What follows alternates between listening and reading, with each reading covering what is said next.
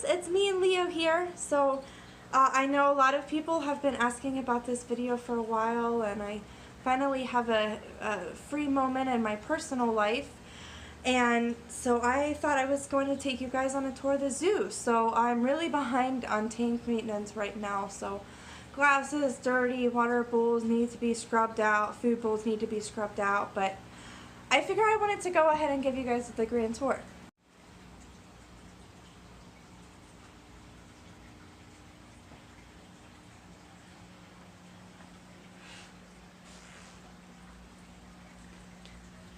I'm like use a tweet telling you to go meet David Lynch.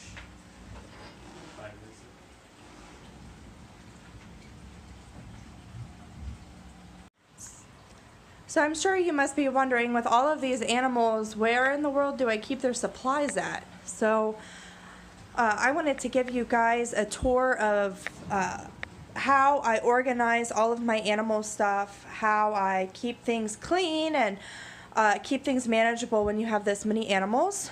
So these coffee tables were given to me for free. Obviously the wood is messed up on them, but who cares? I mean, I'm putting an aquarium on them. So,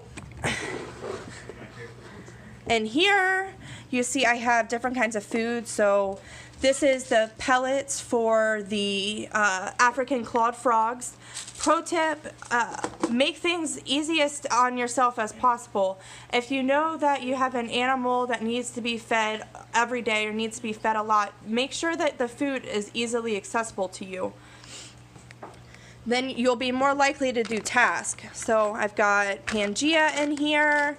I found out that this is actually the Omega-1 brand, and you can tell because right over here it says manufactured by Omega C. I'm not sure if you can see that, but so I scored this huge container on clearance for 40 cents. I couldn't believe it. It's expensive stuff. I've got some cat treats in there. Of course, only the best for my children. Their new catnip, which I've been very happy with. Prime, that is my absolute favorite stuff. I go through bottles of this.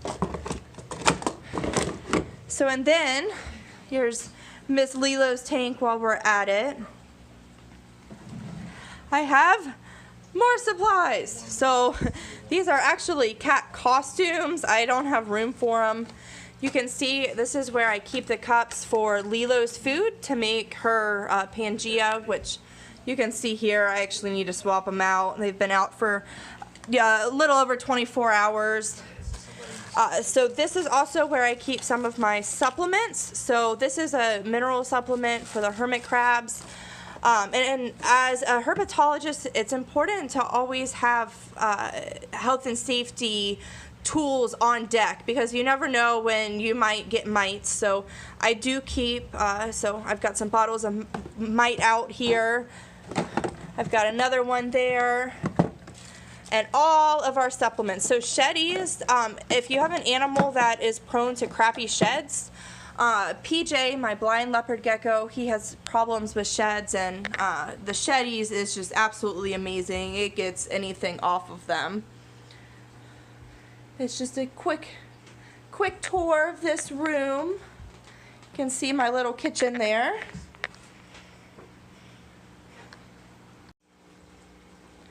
This is Nala, my bearded dragon. You can see she's hanging out. This is PJ, one of my leopard geckos. His tank is made with ZooMed excavator clay. Absolutely love this stuff.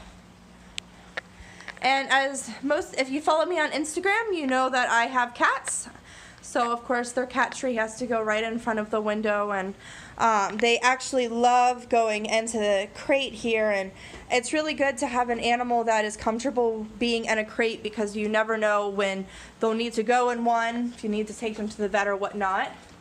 So I actually have more supplies up here. This is my very messy closet.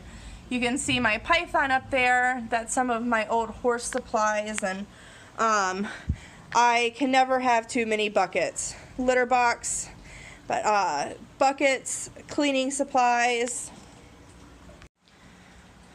This is what I consider the second half of the zoo. So this is my 29-gallon, my planted tank. One of them. It's very much so a labor of love. Down here you've got Jasmine, my female leopard gecko. Obviously I'm very limited on space in this apartment, so I built her tank up. You can see at the top it's actually a PVC pipe covered in excavator clay, and I need to clean her tank up a little bit. Down here now. You can also see those are super worms. So I like bioactive tanks. I like having feeders in there, and one of the rules, if you're going to have other animals in there, they need to be well fed so they don't munch on your animals. And so everybody got fed cucumbers last night, and as you can see, they're a big hit.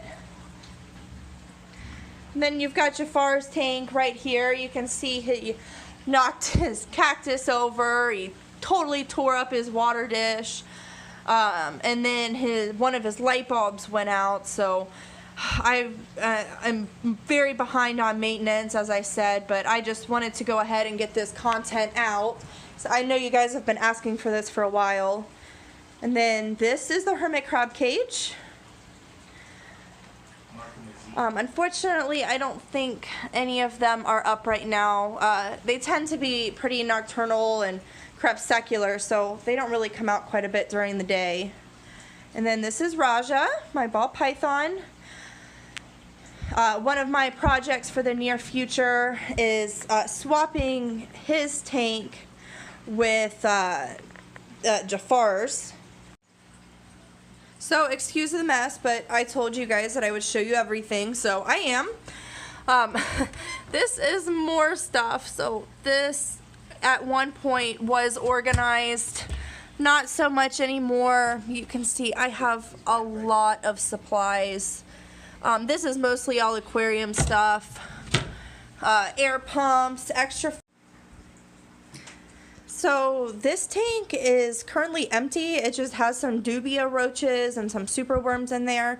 At some point I'd really like a tarantula in there, but unfortunately availability is really limited in my area. This is the firebelly toad tank. Like I said, I'm behind on maintenance, and this glass is just about impossible to keep the water from. I actually unplugged the filter. I've been having some issues with it, so the tank kind of looks a hot mess right now, but the plants are growing really well. You can see one of, yep, and then got the other one back there. What's up, man? Leo, say hi. Then this is my little shrimp tank. You can see there's one there. There's one there. Yeah, you like disconnected from Discord.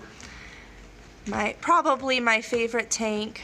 Yeah, you think you I've got the plants growing in the filter, really nice system. I thought you like lost connection or something. Baby! Baby! That's my kitty. So I hope you guys enjoy